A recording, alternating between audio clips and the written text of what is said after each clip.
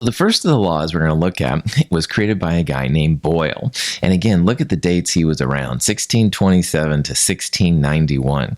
And at this time, chemistry was more of a study, I would argue, of alchemy, where they were essentially trying to turn things into gold and find ultimate solvents and stuff like that. It was early chemistry, but not quite as formal. But Boyle realized that there's a relationship between the pressure of a gas and the volume of a gas. And so Boyle's law says that if the moles N and the temperature T are constant, then pressure times volume always equals a constant. I'll talk about why nRT is there in a little bit. Don't worry about that right now.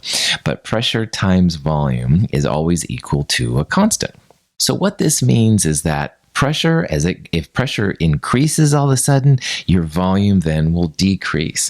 Or if the pressure goes down, then all of a sudden the volume will go up. So mathematically, we write this as P1 V1 equals P2 V2. So the pressure of the gas times the volume of the gas in some initial state 1 equals the pressure of the gas times the volume of the gas in some final state 2.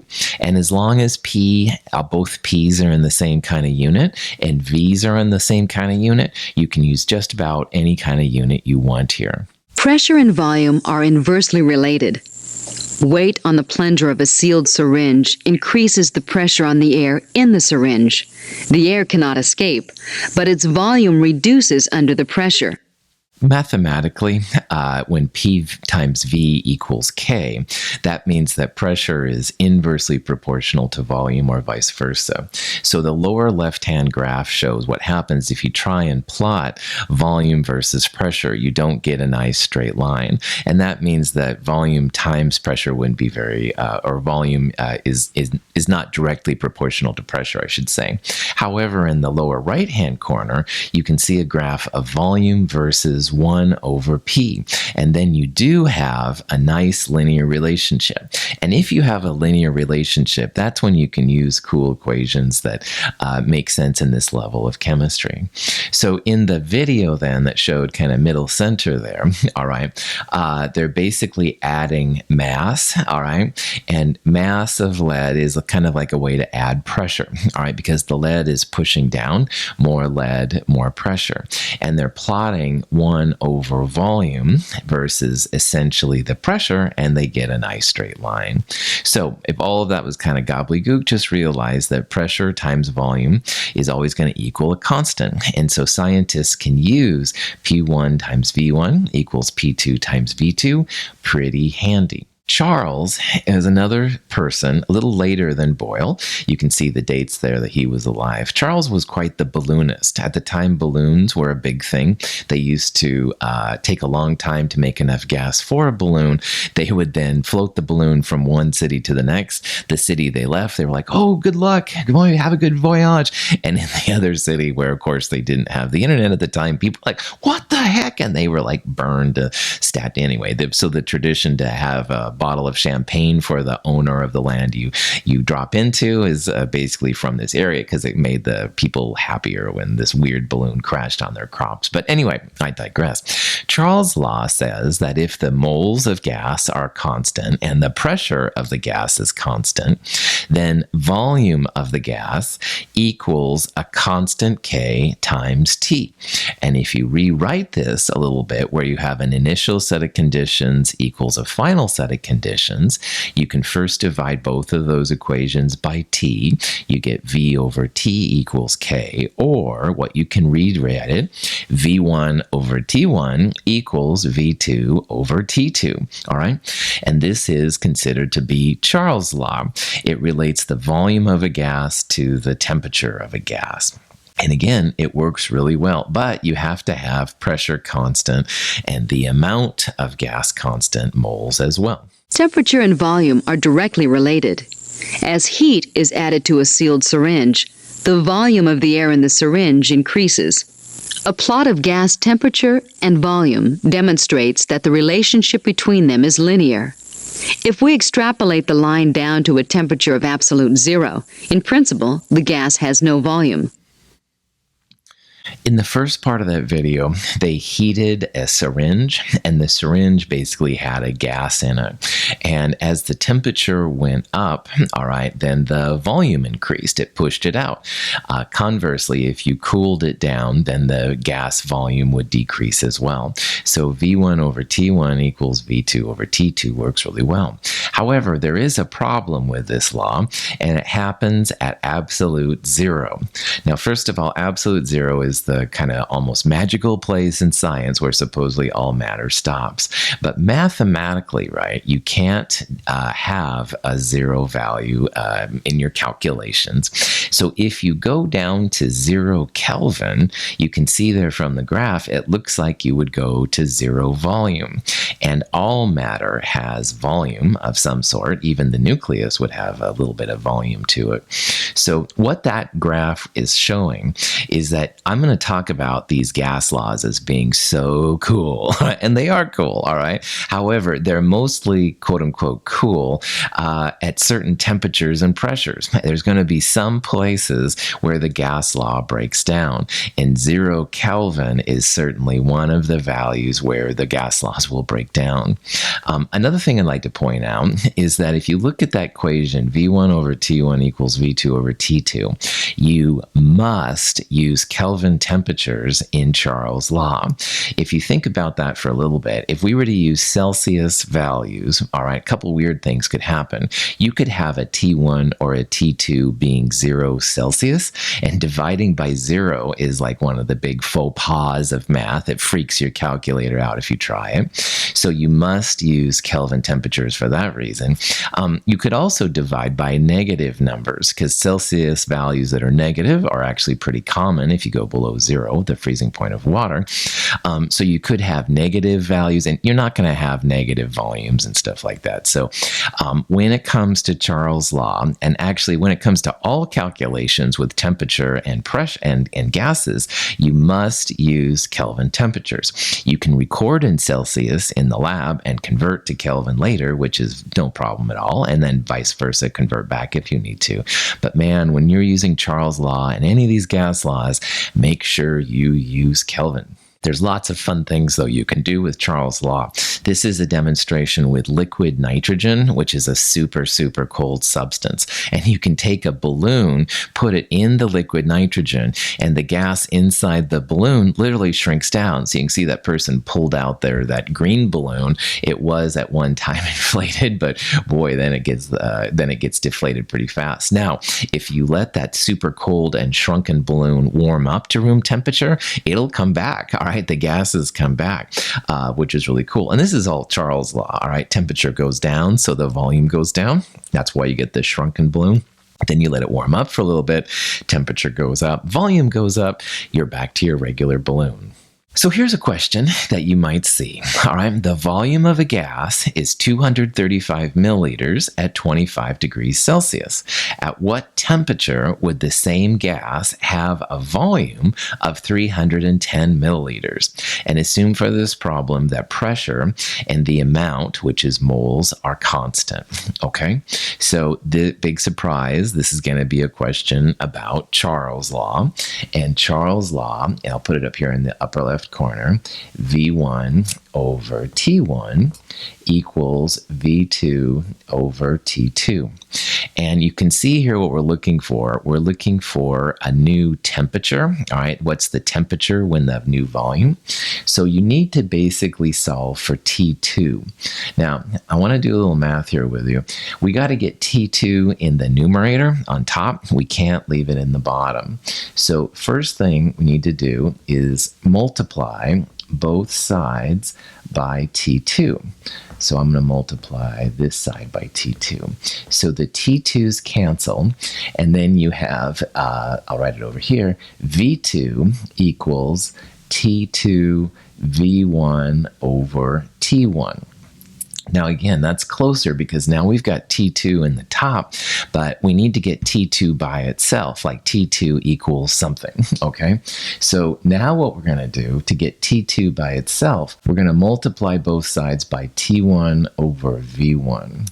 So I'm going to put T1 over V1 over here. Now, the T1s will cancel, the V1s will cancel. So on the right-hand side now, the only thing we have is T2.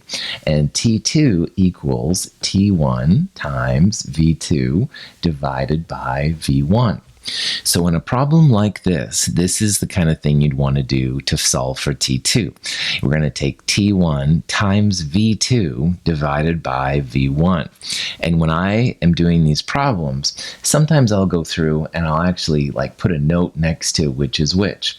So 235 milliliters, that's our V1. Milliliters are volume, all right? And 25 degrees Celsius is T1. Now, I can't leave it in Celsius. We talked about how you've always got to turn things into Kelvin, all right? So I can't leave this value in Celsius, but that is what T1 is. And then finally, the third piece here, 310 milliliters. 310 milliliters is V2. What we're going to have here, we're first going to convert Celsius to Kelvin, 25 degrees Celsius to Kelvin, and that'll be T1. We'll multiply it by V2, because remember, this is what we're doing up here on the top that I kind of created right here. We're going to multiply it by V2, 310 milliliters, and we'll then divide by 235 milliliters. T2 will come out in Kelvin, and you see that all of those values there are in Celsius. So finally, at the end, we're going to take our Kelvin and turn it back into Celsius, and hopefully it'll correspond to one of those numbers. Another thing before we start, we haven't done sig figs for a while. That little dot right there means that the 0 of 310 is a significant figure, all right? So 310 milliliters is 3 sig figs. If you didn't have that dot, then 310 milliliters would be only 2 sig figs. Dots are the ways to make the little zero significant. So 25 degrees Celsius plus 273 is 298 Kelvin. And that T1 value will multiply by 310 milliliters, V2. We'll divide it by 235 milliliters, V1. And that's going to give us some number, T2, which is a Kelvin temperature, the final temperature. And at the end, we've got to subtract 273 from that number to get it back into Celsius.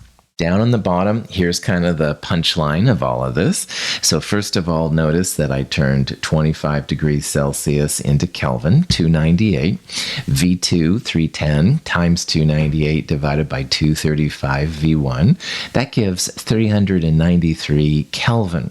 And remember that all of the answers here are in Celsius. So 293 Kelvin minus 273 gets us 120 degrees Celsius. Oh, yeah. So again, remember to always use Kelvin in these gas calculations. We're going to see that volume and pressure you can do some other things with. So like, for example, here, we didn't convert milliliters to liters. You absolutely could have. You could have used 0.310 liters and 0.235 liters, and that would be fine. But we really didn't need to. Milliliters will cancel out. The relationship between Kelvin and Celsius is adding, subtracting.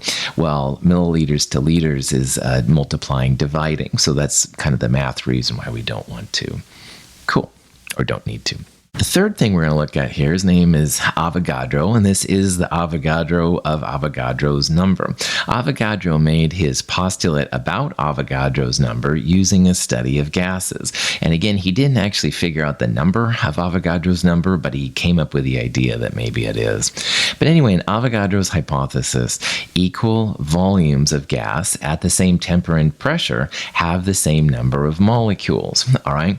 And so you can mathematically say that volume equals some type of constant, K, times the moles, all right? And the little picture down there, I think, does a better job. Notice that there's two balloons, and let's assume that the balloon on the right is twice as big as the balloon on the left. If that's the case, then the balloon on the right has twice as many molecules as the balloon on the left. Volume literally is proportional to moles. So if you double the moles, you double the volume. If you had a balloon that was 3 times as big, then you'd have 3 times as many moles, which of course means molecules as well. Mathematically, just like with the volume and temperature, you can write this as V1 over N1 equals V2 over N2, all right?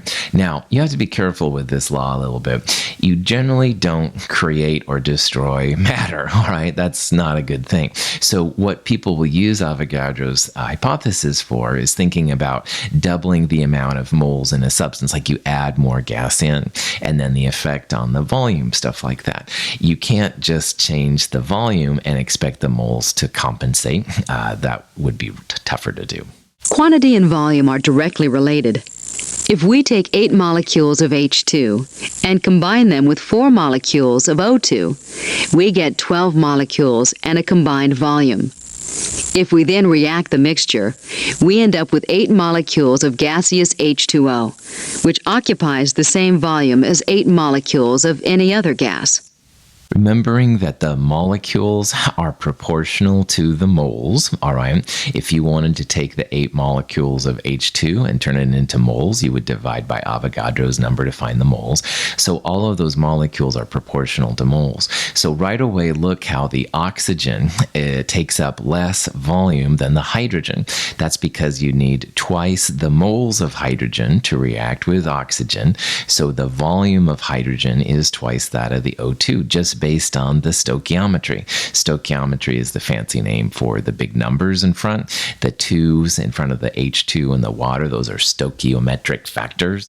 Volume is proportional to moles. So when the hydrogen molecules and the oxygen molecules initially were in the circle on the right side, on the product side, the circle was a lot bigger because you had 3 times the moles, etc. However, once they react, the 2 moles of water are proportional to the 2 moles or molecules of hydrogen. So you can see that their circles are kind of the same. So volume is proportional to moles. In the lower right corner, it shows 2 tanks of helium. And the first tank, the balloon has 1 mole of helium, and the second tank, the balloon has 2 moles of helium. So the volume of the balloon is twice as big on the right as it is the left. Number of moles increases, the volume of the gas increases. And then finally on the upper right corner, that shows that balloons of helium, ammonia, and oxygen. And all of those are 1 mole quantities. So for helium, that would be about 4 grams per mole. Look on the periodic table, helium is about 4 grams per mole. For ammonia, NH3, that would be about 17 grams per mole. A nitrogen is 14 grams per mole, plus 3 hydrogens, 1 gram per mole is 17 grams per mole.